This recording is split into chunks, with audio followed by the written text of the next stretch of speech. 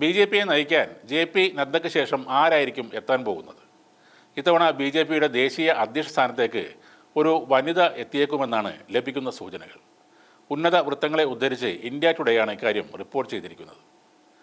മുതിർന്ന നേതാക്കൾ വിശദമായ ചർച്ചയിലാണെന്നും നിർമ്മല സീതാരാമൻ, ഡി. പുരന്ദേശ്വരി, വാനതി ശ്രീനിവാസൻ തുടങ്ങിയവർ അധ്യക്ഷ സ്ഥാനത്തേക്ക് പരിഗണിക്കപ്പെടുന്ന പേരുകളുടെ മുൻനിരയിൽ ഉണ്ടെന്നുമാണ് ലഭിക്കുന്ന വിവരം. നിലവിലെ അധ്യക്ഷൻ ജെ.പി. നദ്ദയുടെ കാലാവധി 2023 ജനുവരി മാസത്തിൽ അവസാനിച്ചിരുന്നു എങ്കിലും ലോക്സഭാ തെരഞ്ഞെടുപ്പ് മുൻനിർത്തി അദ്ദേഹത്തിൻ്റെ കാലാവധി 2024 ജനുവരി വരെ നീട്ടിക്കൊടുക്കുകയായിരുന്നു. കേന്ദ്ര ധനമന്ത്രി നിർമ്മല സീതാരാമൻ ഇക്കഴിഞ്ഞ ദിവസം ജെ.പി. നദ്ദയുമായും പാർട്ടി ജനറൽ സെക്രട്ടറി ബി.എൽ. സന്തോഷുമായും കൂടിക്കാഴ്ചകൾ നടത്തിയിരുന്നു.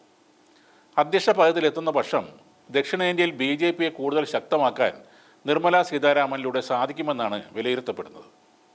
ആന്ധ്രാപ്രദേശ് ബി.ജെ.പി. മുൻ അധ്യക്ഷയായ പുരന്ദേശ്വരിയാണ് അധ്യക്ഷ പദത്തിലേക്ക് പരിഗണിക്കപ്പെടുന്നവരിൽ പ്രധാനിയായ മറ്റൊരാൾ.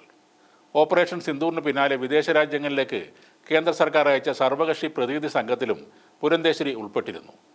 ആന്ധ്രയിലെ രാജമുന്ദ്രിയിൽ നിന്നുള്ള ലോക്സഭാ അംഗമാണ് ഇവർ. തമിഴ്നാട്ടിലെ നിയമസഭാ അംഗമാണ് ഒരു അഭിഭാഷക കൂടിയായ വാനതി ശ്രീനിവാസൻ. കോയമ്പത്തൂർ സൗത്തിനെയാണ് അവർ പ്രതിനിധീകരിക്കുന്നത്. 1993 ബി.ജെ.പി. അംഗമായതിന് പിന്നാലെ നിരവധി നിർണായക ചുമതലകളും വാനതി വഹിച്ചിട്ടുണ്ട്. 2020 ബി.ജെ.പി. മഹിളാ മോർച്ചയുടെ ദേശീയ അധ്യക്ഷ സ്ഥാനത്തും എത്തിയിരുന്നു. 2022 ബി.ജെ.പി. സെൻട്രൽ ഇലക്ഷൻ കമ്മിറ്റിയിലും ഇവർ ഉണ്ടായിരുന്നു. പാർട്ടിയുടെ ദേശീയ അധ്യക്ഷ സ്ഥാനത്ത് വനിതയെ നിയമിക്കുക എന്ന ആശയം മുന്നോട്ട് വെച്ചത് RSS ആണെന്നാണ് പറയുന്നത്. മഹാരാഷ്ട്ര, ഹരിയാന, ഡൽഹി തെരഞ്ഞെടുപ്പുകളിൽ വിജയം നേടുന്നതിൽ ബി.ജെ.പിക്ക് സ്ത്രീ വോട്ടർമാർ നൽകിയ പിന്തുണ വളരെ വലുതായിരുന്നു എന്നാണ് വിലയിരുത്തപ്പെടുന്നത്. ദേശീയ അധ്യക്ഷ പദത്തിൽ ഒരു സ്ത്രീ എത്തുന്ന പക്ഷം അത് ബി.ജെ.പിയുടെ ചരിത്രത്തിലെ ആദ്യ വനിതാ അധ്യക്ഷയായിരിക്കും.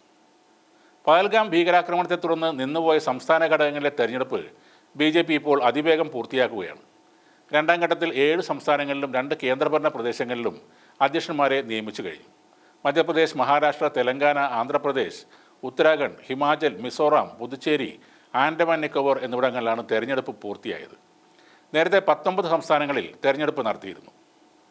ഭരണഘടന അനുസരിച്ച് പകുതി സംസ്ഥാനങ്ങളിൽ സംഘടനാ തെരഞ്ഞെടുപ്പ് പൂർത്തിയായാൽ ദേശീയ അധ്യക്ഷനെ തിരഞ്ഞെടുക്കാവുന്നതാണ്. പാർലമെൻറ്റ് സമ്മേളനം തുടങ്ങുന്നതിന് മുൻപ് പുതിയ അധ്യക്ഷൻ വന്നേക്കും എന്നാണ് ഇപ്പോഴത്തെ സൂചനകൾ.